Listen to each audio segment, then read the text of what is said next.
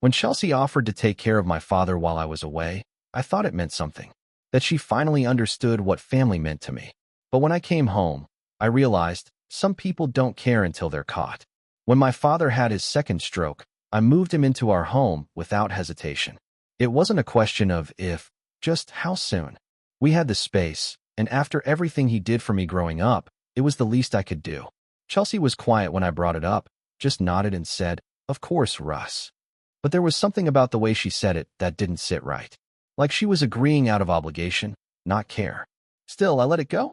I wanted to believe she'd grow into it, that being around him would soften something in her. At first, things seemed fine. We converted the downstairs office into a bedroom for him, installed safety rails, even brought in a part-time nurse for the day hours. Chelsea didn't have to do much beyond checking in on him when I wasn't home, warming up food, and keeping him company in the evenings. I handled the heavy lifting, the meds, the bills, the therapy scheduling, and I didn't mind. He was my father. She said it was good of me to take so much on. Then she started calling me a saint when people were around. Loudly, too, like she was marketing it. I brushed it off. I had other things to think about. My job had been ramping up, new projects, clients coming in from out of state. When I was offered a 2-week leadership retreat in Colorado, my first instinct was to decline. But Chelsea insisted. "You've been running yourself into the ground," she said, brushing a hand across my shoulder one night. "Your dad's stable now. We've got it handled. Go. Recharge." It felt oddly supportive, even tender, and maybe I wanted to believe she meant it. So I agreed, with conditions. I had the nurse extended to cover full-time shifts, and I set up a system of scheduled video check-ins. I showed Chelsea how to log the medication administration, how to operate the emergency lift if something went wrong. She nodded through all of it, smiled, said, "You worry too much." Maybe I did, but I still bought 2 new Wi-Fi cameras, one in the living room, one in Dad's room, and synced them to cloud backup. Not to spy, just for peace of mind. I never told Chelsea about them. I didn't feel the need to. They weren't hidden. She'd walked by them a dozen times, I figured. The first few days away went fine. I checked in with Dad through the nurse, and he gave a weak smile each time. He didn't say much, hadn't, since the stroke, but his eyes lit up when he saw me, and he'd raise one hand in that slow, deliberate wave. It meant the world. Chelsea would pop on camera sometimes too, cheerful and full of updates. She texted me pictures of meals she'd made for him, of the garden they were tending. I felt guilty even doubting her. On day 5, she stopped showing up on calls. The nurse still answered, said things were fine, but she looked uneasy. I asked once if everything was okay, and she said, "There's been a lot of visitors lately." Chelsea says they're friends. Visitors? I asked. Like who? She hesitated. A guy named Zach. Tall. Tattoos. I've seen him around the kitchen. Sometimes Chelsea has him stay late after I leave. My stomach dropped. I didn't ask more. I just nodded, ended the call, and waited for the cloud footage to upload. That night, I sat in the dark corner of my hotel room, watching 2 days' worth of silent video. At first, it was harmless. Chelsea pacing around, scrolling her phone, talking loudly on speaker. Then Zach showed up. He didn't knock, just walked in with a key. They laughed in the kitchen. Open wine. She sat on the counter while he stood between her legs. I skipped forward. Him on the couch, her curled up against him. My father visible in the background, in his wheelchair, watching it all with that blank, muted stare. Forgotten. The next clip showed her raising her voice. At Dad, waving her arms. He flinched, actually flinched, and she rolled her eyes and walked away. By day 8, Zach was staying the night, sleeping in my bed. By day 10, the nurse was calling out sick, and Chelsea was home alone with my father. In one clip, she left him in soiled clothes for nearly an hour while she laughed in the backyard on a call. I could hear his shallow breathing through the camera. No one was helping him. That night, I changed my flight. I landed early on a Monday and didn't go home. I went straight to my lawyer's office. I showed him the footage. He didn't say much, just got up, walked to the window, and sighed. "She's finished," he said. "You've got timestamps, neglect, adultery, access abuse. We can file in 2 days." I nodded. "Not yet." He looked at me. "What are you waiting for?" "I want to see their faces when they realize I knew everything." I called the nurse and asked her to stay on site until I got there. Then I pulled into my own driveway at dusk and parked half a block away. I walked in through the back gate. I heard laughter. Music. The smell of grilled meat. Zach was in my backyard, flipping burgers. Chelsea in a sundress, laughing like it was summer break. I stepped through the sliding glass door and said, "Chelsea." They both turned. She blinked. "Russell? You're early." I held up my phone. "No, I'm exactly on time." Chelsea stared at me like I was an unexpected bill, something she thought she'd already paid and forgotten about. Zach stood behind her, holding the spatula like a weapon he didn't know how to use. He was smaller than me, younger, arrogant in the way of men who've never been punched in the mouth for stepping out of line. He wore one of my t-shirts, the soft gray one I only ever wore when grilling with Dad on Sundays. That stung more than I expected. "You said you'd be gone until Friday," Chelsea finally muttered, stepping forward like she could walk this back with tone alone. "I came home early," I said calmly. Seemed like I was missing the party. Zach smirked. "You didn't say he was the jealous type." I looked at him, then back at her. "He knows who I am. But do you?" Chelsea opened her mouth, to lie, to deflect, to call me paranoid. But I held up my phone before she got a word out. The screen showed a still from one of the video feeds. Her, sitting on the kitchen counter, legs around Zach's waist. Another swipe. Her yelling at my father while he winced. Third swipe. Zach carrying a case of wine into the living room while my father sat in the background, ignored and slumped to one side. Her mouth clamped shut. Zach chuckled awkwardly. "You really recorded her?" "Man, that's low." "No," I said.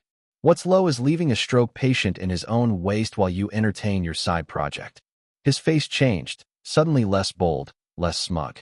He looked at Chelsea like this wasn't what he signed up for. "I've already met with my attorney," I added. "You'll both be hearing from him. And from Adult Protective Services. And possibly the DA's office, depending on what the investigators find on the footage I've submitted."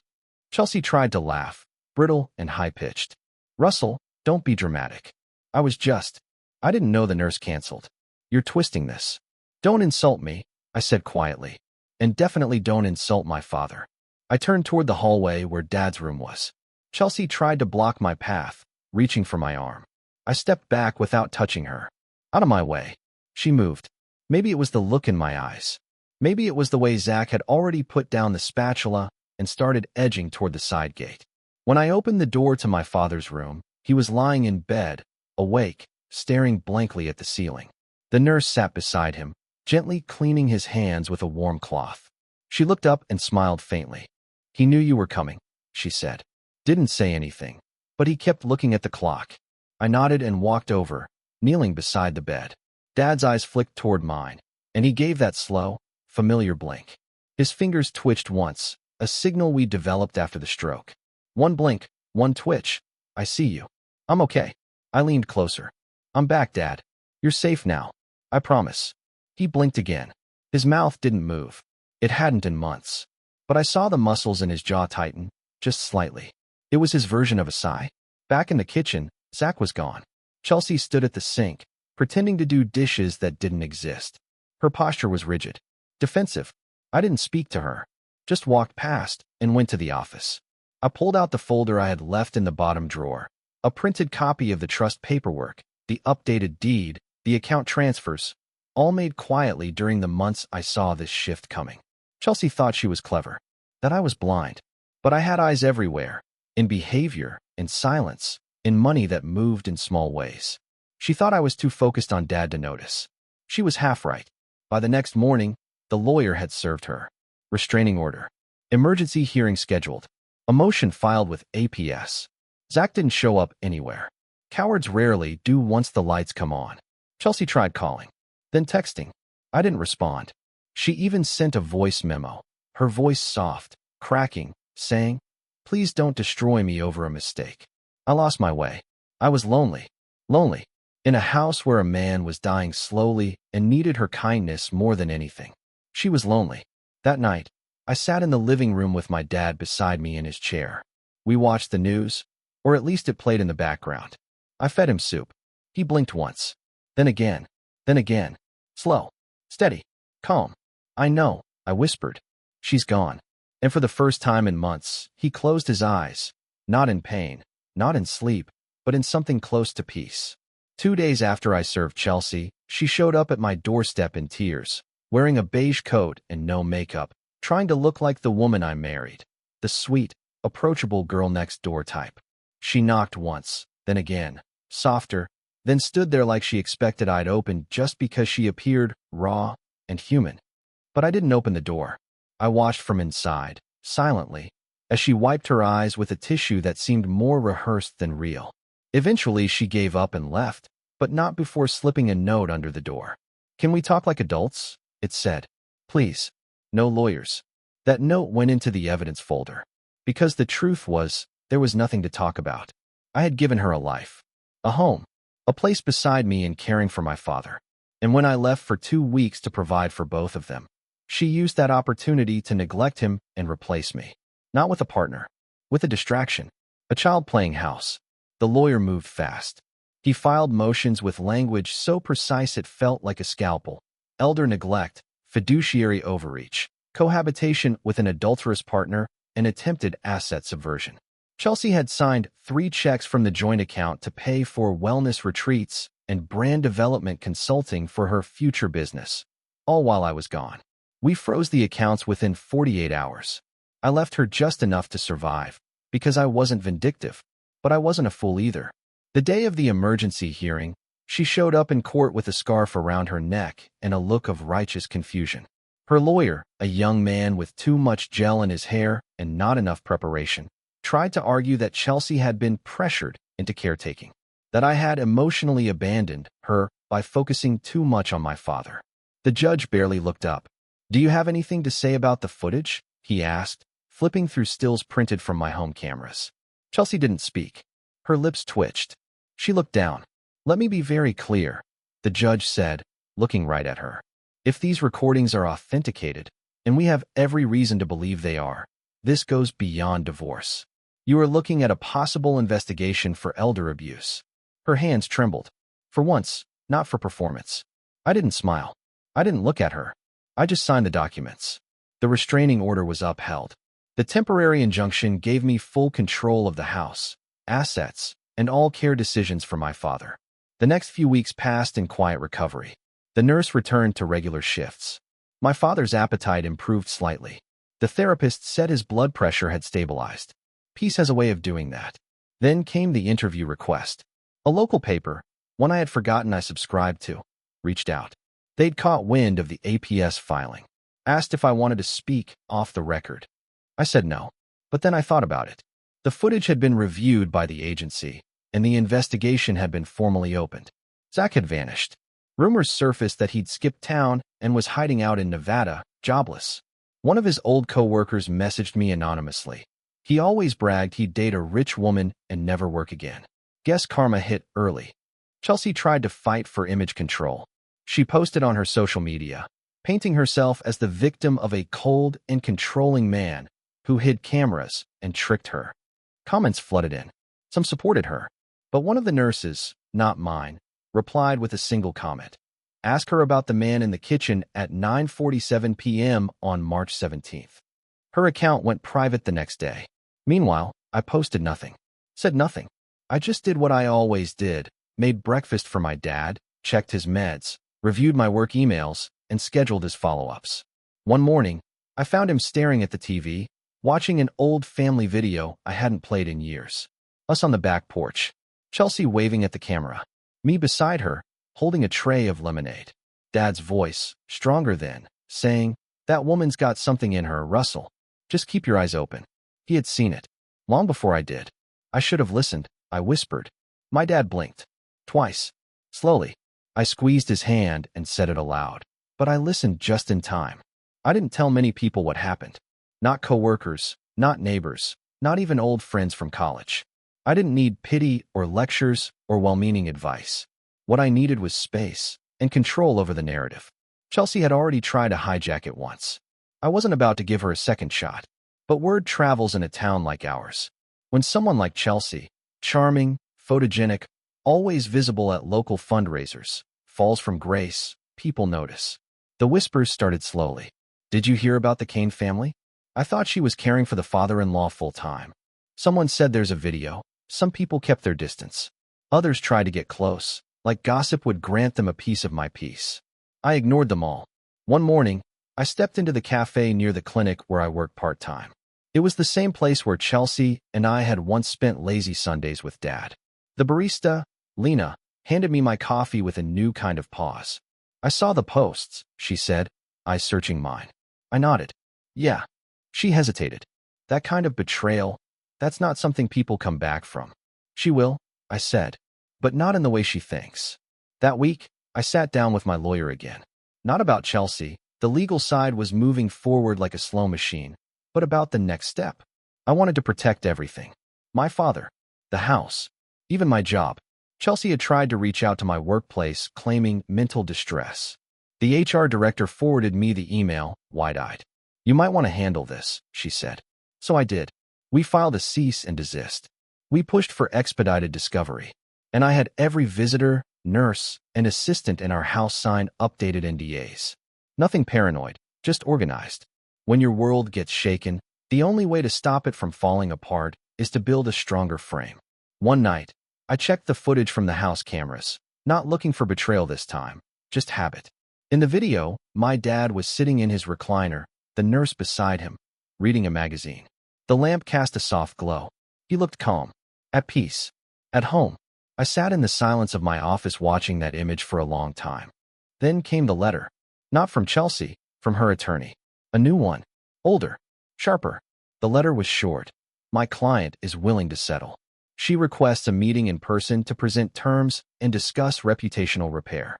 I laughed. I didn't need her terms. I had my own. The meeting took place in a neutral space, a private room at a mediation office downtown. Chelsea walked in wearing black like she was attending a funeral. Her hair tied up, makeup restrained. No jewelry. I knew the look. Humble. Or trying to be. Her lawyer did most of the talking. Offered a proposal. She'd surrender any claim to the house, the accounts, the caregiving rights. In exchange, she wanted a public joint statement saying our separation was amicable and rooted in lifestyle differences. I didn't even blink. "No," I said. "We don't lie anymore." Chelsea looked up then, really looked at me. And for a second, just a flicker, I saw panic. Not sadness, not shame, just the sinking realization that I wasn't going to give her the out she wanted. "Russell, I'm trying to save face," she said. "This has gotten out of hand." "You lit the match," I said. "You don't get to complain about the fire." She looked to her lawyer, then back to me. "I made a mistake. I was overwhelmed." I leaned forward. "You weren't overwhelmed when you poured wine with him in the living room. You weren't overwhelmed when you yelled at a man who couldn't speak back. You were just bored. And cruel." Silence. The mediator cleared his throat. "If there's no counter-proposal." "There is," I interrupted. "She signs a full release. No joint statement. No contact. No further claims. In return, I won't release the footage publicly. I'll let the court process handle it." Quietly, Chelsea's lips parted in protest, then closed. She knew. She didn't have leverage. Only exposure. She signed the agreement 3 days later. It didn't fix everything. My father's speech never returned. There were still moments when I saw his eyes cloud with something like hurt. But there was also calm. We played old jazz records together. I read him books in the evenings. We rebuilt what we could. And Chelsea? Well, she vanished from the town's radar. Rumors placed her in another state. A yoga retreat. A remote Airbnb job. A new name. I didn't follow up. I didn't need revenge. I already had the only thing she never truly valued, peace. In the weeks that followed the settlement, life resumed, not exactly as before, but with a steady rhythm that felt clean, untangled. There were no more raised voices. No unexpected visitors. No tiptoeing around moods or watching the emotional weather change by the hour. The house felt still. Not empty, still. And in that stillness, I found room to breathe. Caring for Dad became something I didn't just do out of duty. It became an act of restoration. For him. For me. The nurse noticed the difference too. "He's calmer with you," she told me one morning as we adjusted the cushions on his recliner. "Like he can let go a little." I smiled at that. Because it was true. I started cooking again, not just reheating meals. On Sundays, I'd make his favorite, chicken piccata with roasted potatoes, the way Mom used to. He couldn't chew much, but I'd blend the flavors just right and feed it to him in small bites. He'd blink once if he liked it. 2 blinks if it was excellent. That week, I got 2 blinks. Then one day, I opened the mailbox and found a thick envelope addressed to me. No return address. Inside were glossy photos, printed stills from my own security footage. Ones I hadn't shared, ones that weren't in the legal file. One showed Zach leaning over the couch with a bottle in hand, Chelsea's legs propped up across his lap. Another caught her mid-scream at my father, face twisted with something vile. Tucked into the back was a note, just in case. People forget things when they get comfortable. There was no signature. At first, I felt a twist in my stomach, paranoia, unease. But then, a sharper thought came. Someone was watching them, too. Maybe a neighbor. Maybe a friend who turned silent witness. It didn't matter. What mattered was that someone else had seen the truth. I wasn't alone. I slid the photos into a new folder labeled Final Safeguards and locked it in the safe. Not to use, but to have. There's a difference. Around that same time, I got a call from APS. The investigator assigned to the case wanted to follow up, ensure my father's care was stable. She visited the house quietly, respectfully, asked questions, took notes, spoke to the nurse, to me, to Dad. At the end of her visit, she stood at the door and said, "He's lucky to have you. Most people abandon them after a stroke. You didn't." "I owed him everything," I said. She paused. "Even so, not everyone pays their debts." That night, I sat by Dad's side, watching an old home video of him teaching me to shave. I was 13. He had a towel over his shoulder and a grin on his face. "Always with the grain first, Russ. Then you can decide if you want to fight against it." He laughed then, and even now, decades later, the sound filled the room. I looked over at him in his chair. His jaw moved slightly, like he was remembering it, too. I leaned in. "We're still shaving with the grain, Dad. Just smoother now." He blinked once. "Peace." The next day, I stopped by the old market downtown, the one Chelsea used to hate. Too local, too slow. But they knew me there. Had known my dad even longer. One of the older shopkeepers, Vince, pulled me aside near the produce bins. "You know," he said, "I never liked her. She smiled too much with her mouth and not enough with her eyes." I laughed. "You could have told me sooner." "I figured you'd see it in time," he shrugged. "Smart men usually do, just not the first time." That stuck with me. Not the first time. I drove home with that thought circling my head. Maybe that's what all of this had been. Not punishment, but revelation. A painful, necessary stripping away of illusion. Chelsea had never truly wanted to be part of the life I built. She just wanted to use the frame to hang her own picture. And when that didn't work, she tried to smash the whole thing apart. But she didn't expect me to have tools of my own. That night, as I helped Dad to bed, he grabbed my wrist with more strength than I expected. His eyes locked on mine. 2 slow blinks. Then 3. We hadn't used that signal in months. 3 blinks. "I'm proud of you." I stood there for a long moment, hand resting over his, feeling the weight of that silent message. Not just forgiveness. Not just thanks. But pride. "Me too, Dad," I whispered. "Me too." The day Chelsea was formally charged with elder neglect, I was trimming the hedges. Just a quiet Saturday morning, sun low, the neighborhood calm. A neighbor waved, I nodded back, and then my phone buzzed in my pocket. It was a message from my lawyer. 4 words. "They're moving forward. It's official." I didn't smile. Not out of indifference, but because the feeling I had wasn't triumph. It was confirmation. She couldn't spin this. Couldn't twist it into another narrative about stress or misunderstanding. The law had spoken. She would face consequences, real ones, for what she did to my father, for how she tried to rewrite her failure as victimhood. A few hours later, the news broke locally. The headline was muted. Former wellness consultant investigated for elder abuse. No names at first, but people knew. This town wasn't big, and memory wasn't short. Her name came out by sundown. Some people still tried to defend her online. She must have been overwhelmed. That man left her alone too much. But others replied with hard facts. Links, screenshots, transcripts. And in between the noise, a voice from a nurse I barely knew posted, "I cared for that man. I saw the bruises. This is justice." And then I let it go, because there was nothing left to protect. Not her, not the illusion, not even my anger. I had done everything I needed to do, to shield my father, to preserve what we had, and to make sure the truth was known, even if it took time. She disappeared from public view soon after. No new posts, no new business. I heard whispers she tried to move out west, maybe Arizona, maybe Oregon, but wherever she went, she carried that name, and the stain on it. Zach was never found. Some said he left the country. Others claimed he was seen bartending in Reno under a fake last name. He didn't matter. He had been a symptom, not a disease. I turned inward, focused on what I could heal, on what mattered. Dad's condition stabilized. He couldn't speak, but his presence grew louder in ways I hadn't expected. A squeeze of the hand, a shift in his shoulders when old jazz played, a long blink when the nurse cracked a joke. I read to him every night, biographies, mostly. Stories of quiet strength, of men who stood their ground without screaming about it. I started running again, too. Cleared my head, helped me sleep. The kind of sleep you get when you know there's no one lying to you in the next room. One afternoon, I took Dad out for a drive. The sky was clear, the air crisp. We passed the park where I used to play t-ball as a kid. I pulled over, opened the doors, let the breeze in. "You remember this place?" I asked him. He blinked once. Slowly. "I struck out 3 times in one game," I said with a laugh. Cried the whole ride home. You didn't say a word. Just handed me a soda and said, "We learn by missing first." He blinked twice. Then, unexpectedly, he made a low, gravelly sound. A grunt, barely there, but real. I turned to him, wide-eyed. "Was that you?" He blinked hard. Twice.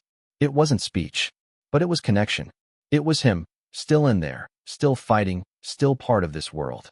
And in that moment, I realized I didn't need revenge. I didn't need an audience. I didn't even need an apology. I had survived something meant to break me, and I came out clearer, stronger, cleaner. Chelsea once accused me of being too cold. "You never explode," she said once. "You just simmer like you're waiting." She was right. I was waiting. Waiting for the lie to crack. Waiting for the truth to rise. And when it did, I didn't need to explode. I just opened the door, stepped aside, and let justice walk in. That night, as I helped Dad into bed, he gave me 3 slow blinks. Pride. Peace. Thanks. And for the first time in a long time, I looked around the house, quiet, steady, ours, and felt something I thought I'd lost forever. Home.